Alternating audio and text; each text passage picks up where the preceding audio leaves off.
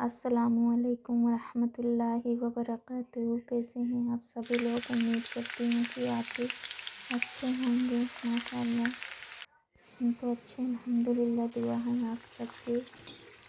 आज देखिए हम कैसे बिरयानी बनाते हैं।